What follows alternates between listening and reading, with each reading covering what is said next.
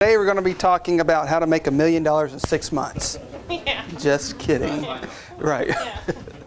No, I'm Scott Jones. I'm with First American Title. The Woodlands. We're located. Everything's in your packet. On Research Forest, right next to the Black Walnut Cafe. I say that everybody knows where we're at. That's a very popular cafe. But just a little bit about me. I was a realtor for 6 years. And from 95 to 2001. And then in 2001, I opened up a company, a surveying business, and started that and sold it after 14 months. Made a nice profit, took some time off, and then I got into the title business. As a realtor, I did my closings at First American Title, and as a surveyor, I did business with First American Title. So it's kind of a nice fit for me to go to work for First American Title. So I've been here for 10 years at the same office. I'm in charge of business development, marketing, and what I try to do is partner with realtors and find out how we can become a part of your team, because we are an extension of your team. We are the last step in the home buying and selling process, and we know that.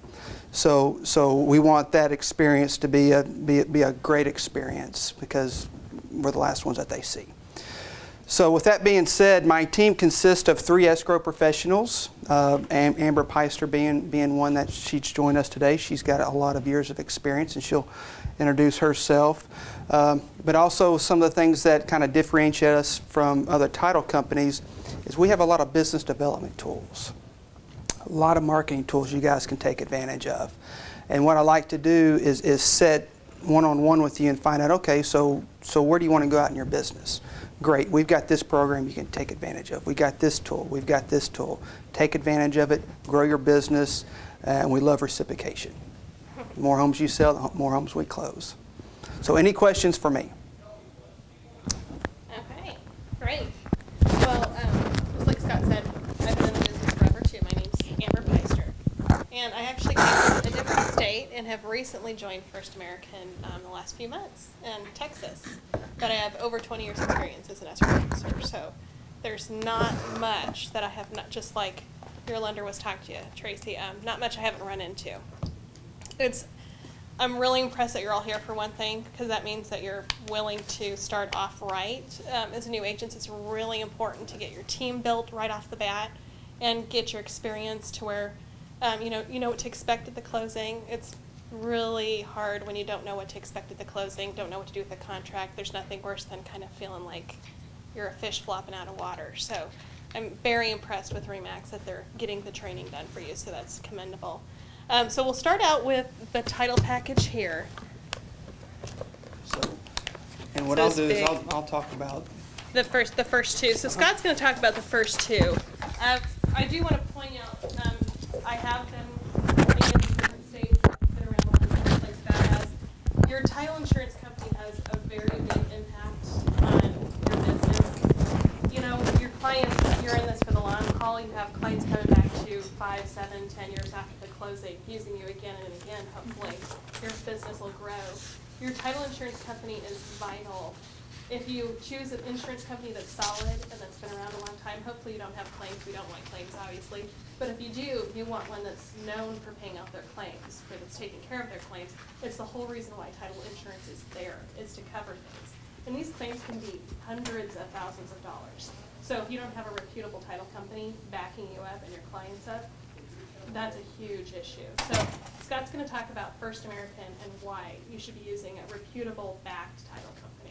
So we're going to talk about First American Title, and then we're going to talk about title insurance, contracts, title commitment, tax certs, survey, settlement statement, closing documents, and any other forms that you might run into. Sit down too, it's more comfy. So First American Title, we're one of the nation's largest title company. We're a Fortune 300 company, and that's important too whenever you partner with a title company.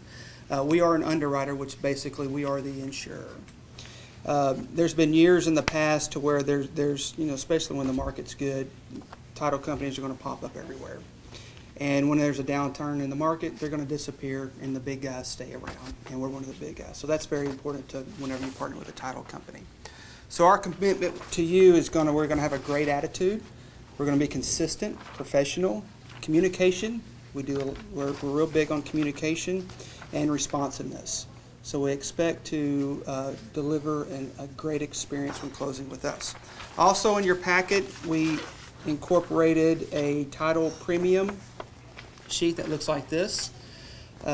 Title rates are set by the Texas Department of Insurance, TDI. It doesn't matter if you close with us, another title company in Dallas, San Antonio, the rate is going to be the same. Okay? And the way to read that, for instance, let's just say you have a sales price of $100,000 and title insurance is $875. That's for the basic, yeah. And that's for the basic. All right. So, with that being said, I'm going to pass it on to Amber. She's going to talk about the contract. Now, this is what we look for whenever we receive a contract. Okay? I do want to point one thing out too. When you get to the point where you're doing the listing, this might be really confusing, looking at rates and trying to figure out costs and stuff like that. Always feel free to give me an email or a call. I can get a net sheet done for you super quick. It just takes me a few minutes. We have a wonderful tool called Cost First, where I can literally plug a net sheet together within minutes for you. So if you're unsure at all or worried about missing something, which you know on your first few you might if you try to do it your own. We give you an address and a price. Yes. You'll be able to pull the taxes and Right. HOA, everything for that specific property. HOA will have to guesstimate because we have to get fee letters from them, and then you have to usually pay costs and stuff like that, or have a contract in. But we can if you just let me know, okay, I think it's in this subdivision. I'm thinking the dues are around this, or we'll just estimate, transfer fees. But I don't mind doing it for you, and especially when you're first starting out, we want to make sure because that's a pretty big thing to make sure that that's accurate for your client. So please feel free to call me. I'm more than happy to do that for you at any point in time. So going on to the contract, just like Scott was saying, there's a few things that we do look for at the title company. Obviously, there's a lot more things that you look for as the realtor because you're filling this out and looking through this for your client. But I want to go straight to page 2 of the contract. And at the top of the page, you can see where there's a spot for earnest money. This is really important, and of course we want it to have First American Title in here. But this is where you're designating who the title company will be, the amount of the earnest money, and that's really important that that's completed, especially if you're directing the order. If you want it to get to First American, it needs to be filled out so that that's completed correctly. Right underneath that, paragraph 6, it's talking about the title policy and surveys. It's going into that. That first A where it's circled, this is where you direct either if the seller pays for it or the buyer pays for it. Typically, traditionally in Texas, the seller pays for the policy. So 9 times out of 10 or more, you're going to see that checked for seller. So do be aware when you are completing these contracts for your purchaser, if you check buyer, your buyer will be paying for that. So something to be aware of. You usually, as a buyer's agent, you want that to show seller. But I just wanted to point that out. If you go down to item number C in that same paragraph under 6, it's talking about a survey. This is another thing that we get into with the title company that we're looking for. This is what you're telling us what you're going to do with the survey. So number 1 is if you're going to have the seller provide an existing survey, then you would check that box. And then underneath that, it'll say if for some reason we review the survey at the title company and the survey is unacceptable, maybe it's too old, maybe it's not accurate, maybe they've put a pool on the property since the time it's done, they've done some kind of an improvement and we need a new one. This is really important that that's completed under number 1. See where it says sellers or buyers and it's circled? This is really important to make sure that that's completed. Again, if you're representing the buyer, you might want to check seller so that the seller has to pay for the survey, or the buyer if your buyer doesn't mind paying for the survey. If that's, obviously that's something that's more negotiated. We see that one flop either way. But you do want to make sure that that's completed, because then if it's not, that's another thing you're going to have to negotiate after that comes up again. So it's really important when you're filling out your contract that you get those boxes checked so that you don't have issues afterwards or renegotiation that you have to do with the clients afterwards. So if you flip to a few more pages down, it's kind of going, you'll see some more circles coming up. And it's talking about residential service contracts. This is your home warranty. So another really important thing, because this is a pretty standard thing that we do in Texas, is typically a home warranty is provided. This is where you're saying, if this is saying that the seller will provide one in this paragraph. Seller shall reimburse buyer or seller shall pay at closing. This, where it's circled, is the amount that the seller had agreed to pay. So this is the top amount the seller agreed to pay. Typically, the buyers will use every single penny of that. So if you're putting in $650, the buyer will find the coverage up to $650. So, you know, I don't blame them. I would too. So just be aware that's another thing to be looking at and filling out as a realtor. When we see this not filled out at the title company, that's another phone call I have to make to the parties and saying, okay, did you guys mean to leave that blank, or did you guys want one? Or a lot of the times, if these aren't filled out, that's another phone call. It's another negotiation. So it's really important when you're doing the contract to just make sure everything's as complete as possible. So it protects you, it protects your clients, and it helps everybody out. It makes it go a lot smoother. Number 9 is the closing. That's your closing date. So this is the day that you want the closing to take place. And it always says on or before, but then of course that has to be mutually agreed to. So, okay, and if you go to the next page, paragraph 12A, especially as newer real estate brokers, it's really important to check these. Number B, sellers shall pay fees, and it's circled there. So if you see something in there, especially if you're representing the seller, you have to be really careful that you're aware of that. This is where the seller's agreeing to pay closing costs for the purchaser. Did you have a situation yesterday? Yeah, I did. I had one yesterday where the, perfect example, I got a phone call, frantic phone call from the seller's agent, because she said, we only agreed to pay $2,000. I'm not sure where she got that amount. The contract shows $9,250, $9,250.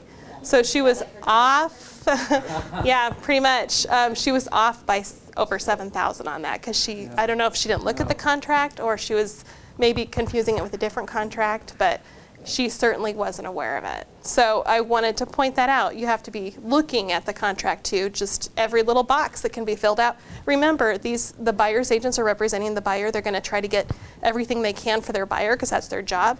Seller's agents is the same thing. You're representing the seller. You're going to try to get every little cent for the seller too. So be looking at some of those. Is that sometimes zero?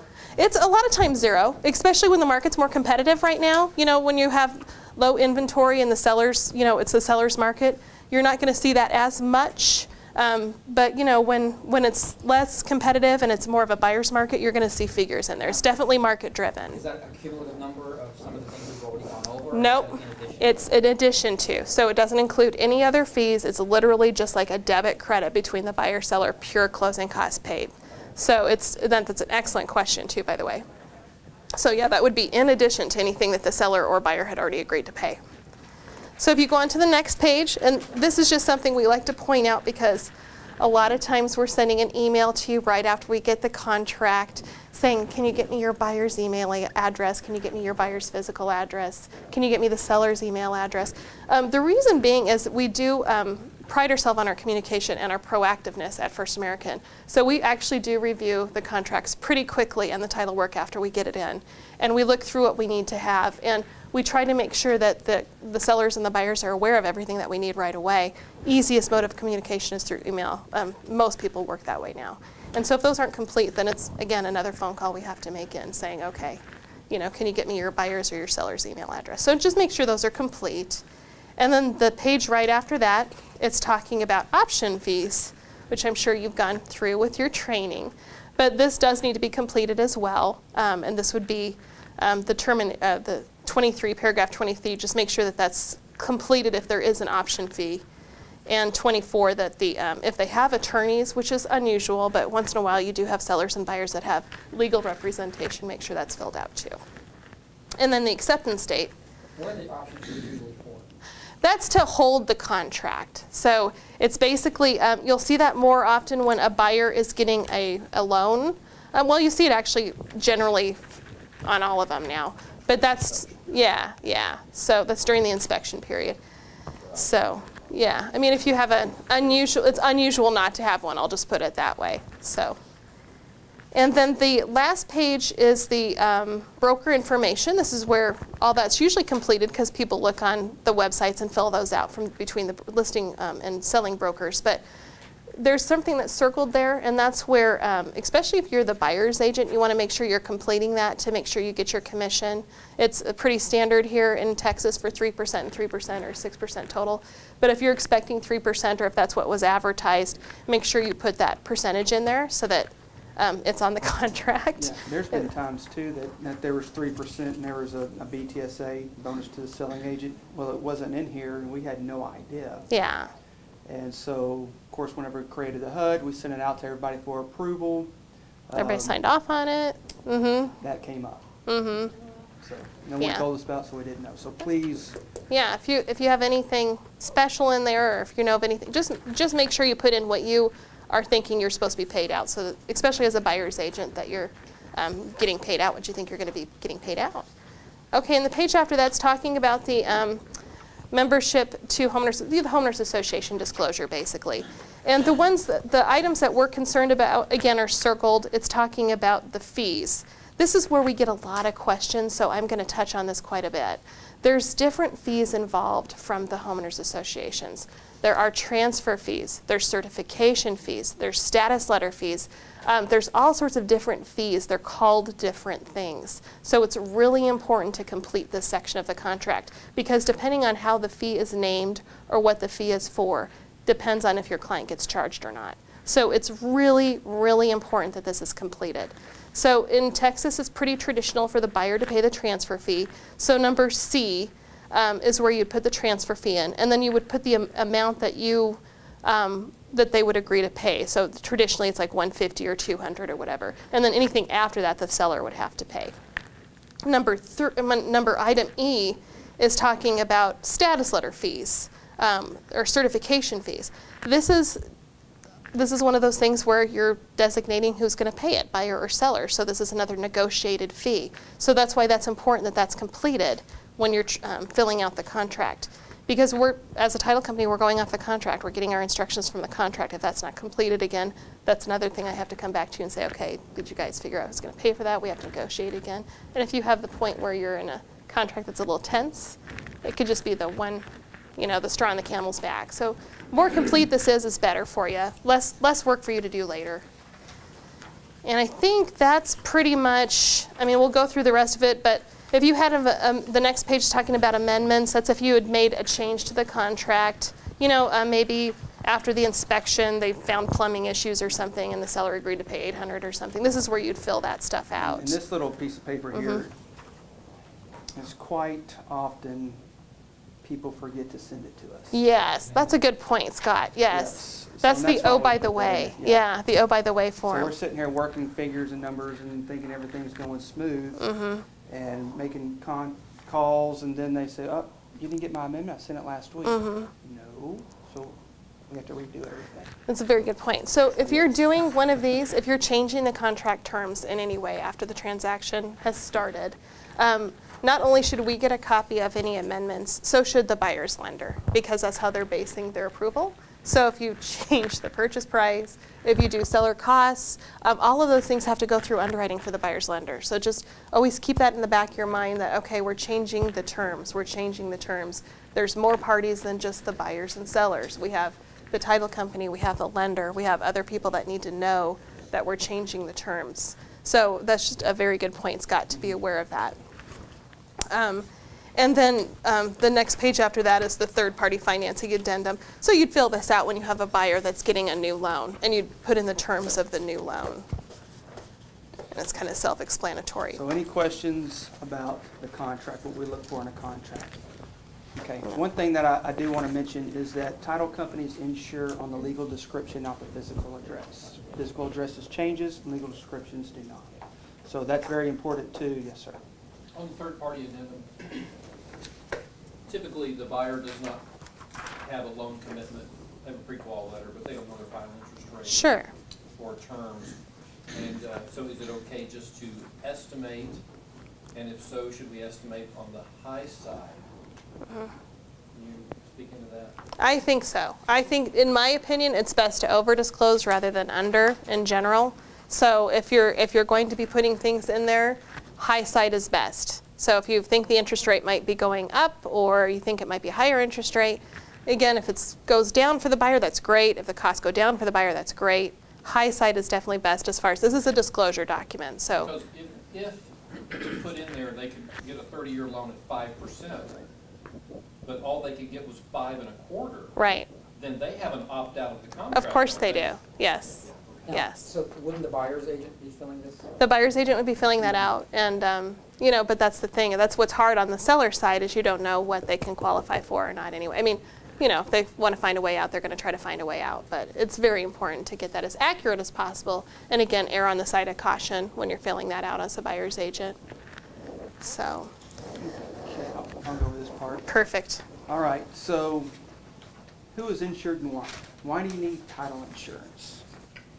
Was that a question? That's a question to you guys. Why do you need title insurance? In case the survey's wrong. In case the survey's wrong, okay? Liens? Perfect. Okay. Mhm. All right. Well, I've listed here the top 11 reasons why you need title insurance. Basically, what we're doing is we're insuring the past for the new homeowners, making sure nothing later on down the road will come back and getting in arrear. So what we look for are forged documents, signatures of minors, mistakes in recording legal documents, fraud, invalid divorces, unpaid taxes, clerical errors, wills not probated. There was a situation last summer, actually, it was last summer. A realtor was working with a buyer who was buying a vacant piece of property in Lake Windcrest. It's a couple of acres. It was about $80,000. And the buyer didn't need title insurance or didn't want title insurance because it's vacant land, right? Well, the realtor was insistent, you know, if you want me to represent you, then we will go through a title company. I'm just looking after your best interest. And he said, okay, fine, whatever. And title insurance was about $700, $650. Wouldn't be bad. Mm-hmm. Well, whenever we pulled the title commitment up, it came in, there was a $450,000 loan on this $80,000 piece of property. Right next door is about a $500,000 home. It was recorded on the wrong, and we found that and cleared it up. And they were all thankful and all that good stuff. So anyway, long story short, she got a customer for life, basically. So anyway, so that was a story that we had last year. One reason why you need title insurance. And even things that you wouldn't think of. I had one a few years ago where a gentleman was married to a woman. We'll just keep it easy. Her name was Shirley Johnson. He got divorced, married another woman named Shirley. Seriously. Seriously. Okay, so needless to say, they sold the property from the wife, the ex-wife, underneath her. Do you see what I'm saying? She didn't know. New Mrs. Shirley and Mr. Shirley sold the property, got the check. Old Mrs. Shirley never knew they did it. So this is a very easy thing to do because we're looking at the names. That's her name, that's her ID. How in the heck would we know that that's a different Shirley Johnson? So it's things like that. And it's not, you know, it's the realtors, you know, not their fault either. They wouldn't have known that either. But there is fraud. There are people that commit fraud. Unfortunately, it happens. That was a claim. So this is why you work for, I mean, if you went to Bob's Title and they're gone in 2 years, really have a good time trying to fix that claim later. It's not fun. So it's reasons why, like that, why you need title insurance. It's a vital, vital thing. So So the next sheet, do we have any questions? The next sheet, yes, sir. Sorry, just one. Mm-hmm. Above and beyond, but what then can you guys do? If you pay the claim and take care of everything, what is your recourse against? we had a, you know, I work for, it was in a different state, but it was a very large title company as well, very well backed. So we basically had to pay the old wife her interest in the property. So she got paid, I think that was a $500,000 house. So she got a $250,000 check. And then we aggressively go after the sellers. and that's our legal recourse, is because they literally did commit fraud. So then you have a whole fleet of attorneys that go after those people. But that's exactly, but the buyers were covered because the buyers, it's called quiet title. They go through a claim process, but they eventually get the title and it's cleared up. But again, that's a $250,000 claim. So would you not use her social? Like, do you not run the social security numbers to make sure? Well, that's what I'm saying. If it's the same name, Okay. it's literally the same exact name. Okay. So unless they did have judgments or IRS liens, which these people did not, there would be no reason. I don't think the social would actually. There would be no reason for anybody to know that that's not her. Yeah. So that's just one example of something that was hundreds of thousands of dollars. So. The next sheet is title commitment, and that's what we're going to go over next. I just kind of put a cheat sheet in here, what Schedule A, B, C, and D are, and Amber will go over those in detail. So here's just a cheat sheet that you can have. This is actually kind of clever because I've been doing this a long time and I never thought about doing this. I was pretty impressed that you did that. So actual facts. So this is the Schedule A. If you want to flip to Schedule A, it looks like this. It's a couple pages after that. There it is. So this is the facts of the transaction. It'll list the buyers, it'll list the sellers, it'll list the policies. So you'll see the purchase price, the loan amount. So if you're going through that, you can see that there's going to be some policies issued. The first one's an owner's policy. It's going to go to the buyers for the purchase price of $200,000. Right underneath that number C, there's going to be a lender's policy, a mortgage policy that's going to the buyer's lender, Bank of America, is who they are using, and their loan amount's $159,800. And again, it shows the buyers as the mortgagors. And then you go down to number 4. We're not going to get into that. That's more an advanced title, but it's always fee simple here in the United States, unless you're in Hawaii. Number 5 is talking about, this is really important. Number 5, which is item 3 on Schedule A, this shows currently how the title is showing. So as a listing agent, if you're representing the seller, if you see a name on here that is not familiar, or you think perhaps maybe let's say that the seller always told you that they were entitled as a trust, and then you get the title work in and it's not in a trust, it's in individual names, or the exact opposite. You thought your contract is just where you wrote the contract with individual names, and all of a sudden we have title insurance, it's coming through and showing the seller as a trust or an LLC. This is something that's really important to check, because your contract is valid for the people that sign it.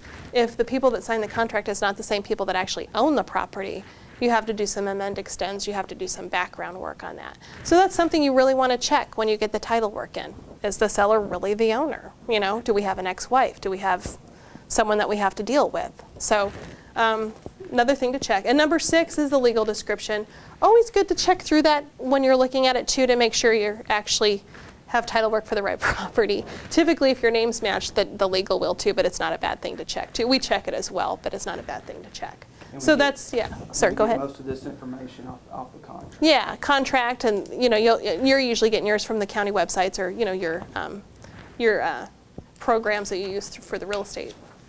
So if you go to Schedule B, Schedule B's, these are exceptions. These are things that we do not cover, and these are standard. You're going to see this. These are standard policies throughout Texas. So you're always going to see things like easements. Easements are, to give you an example of an easement, you'll see this when we go through the survey. An easement is a portion of the land that's been reserved for someone else's use. So typically you see this for utility companies. So they perhaps maybe want to lay some pipes or some wire or whatever that allows them the use of that property for that purpose. So you're going to see easements recorded, restrictions. You're going to see that for subdivisions that have covenants, conditions, and restrictions. Woodlands is a prime example. A lot of places that have planning developments.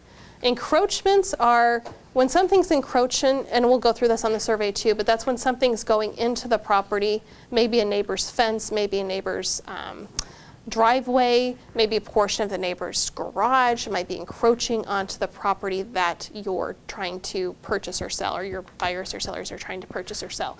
So encroachments are things that violate the property lines. Or yours could be going on to someone else. It happens that way too. And mineral rights, very common, especially in Texas. Oil rights and petroleum rights are owned by typically anybody except for the owner.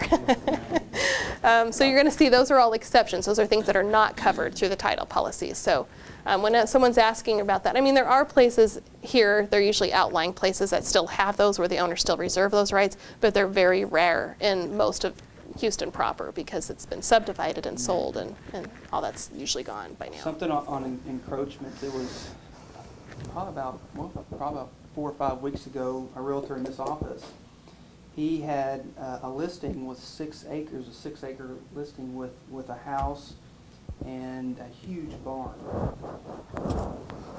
The barn was on a slab. Now this is on 6 acres. The barn encroached 32 feet onto the neighbor's property.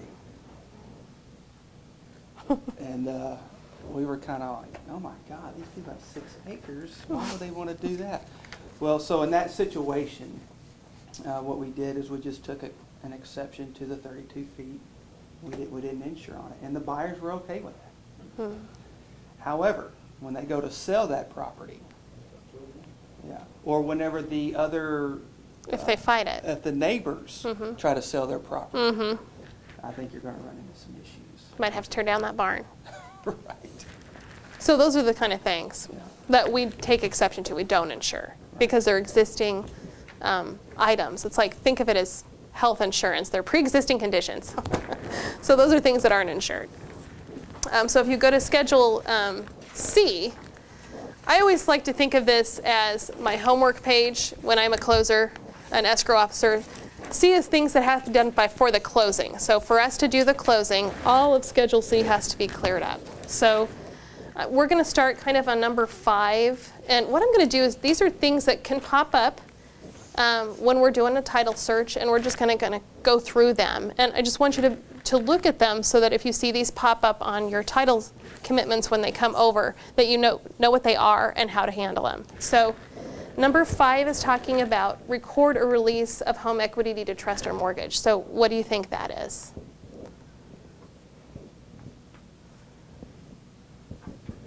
Pay off on a- Exactly. So this is the sellers have a loan on the property that needs to be paid off. And that loan looks like it's with Home 123 Corporation. Of course, it could have been sold or assigned 600 times since then.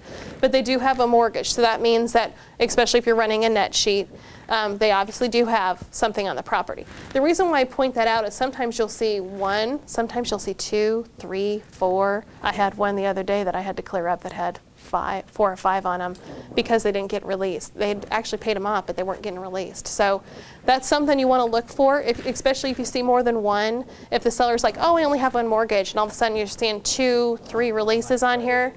Yeah, and it could just be something like they refinanced and it didn't get released properly, or they could have taken out a second or a third, and that's not a good situation to be in. You want to be right on top of that. So that's the reason why I point that out, because a lot of people don't even, unfortunately, don't even look at their title work. Sometimes we get busy as realtors or a little bit lazy, and we don't look at it, really look at it.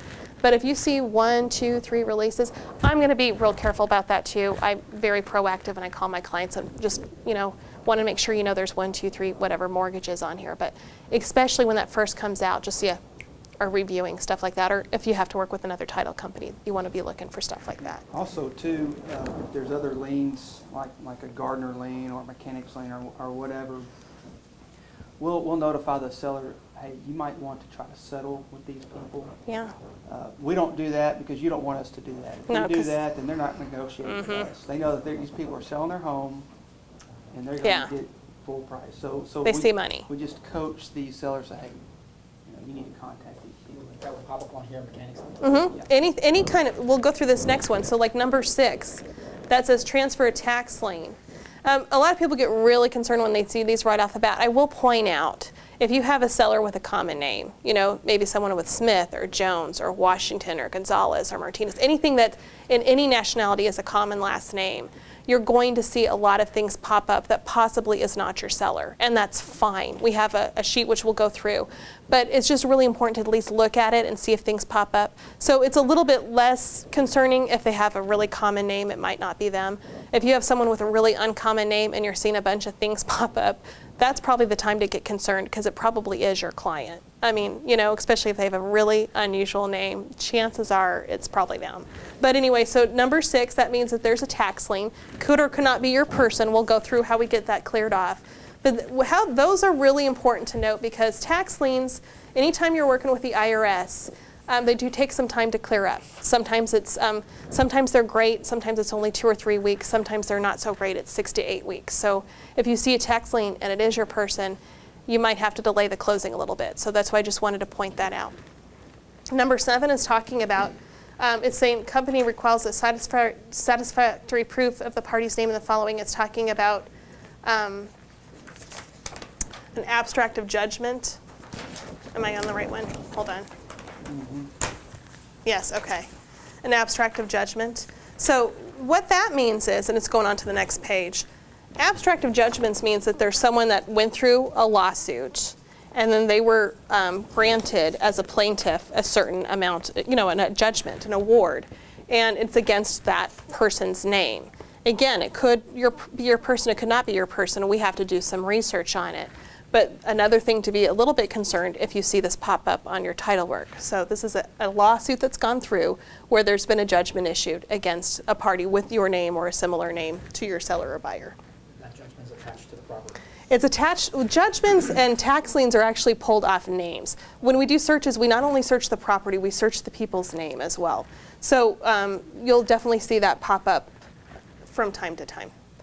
And then, we'll go through the next, I'll go through how we get those solved in just a moment. But the other thing that I want to point out, and it's, you know, the rest of these are going through standard, but we do ask marital status for buyers and sellers because in Texas we're a joint property state.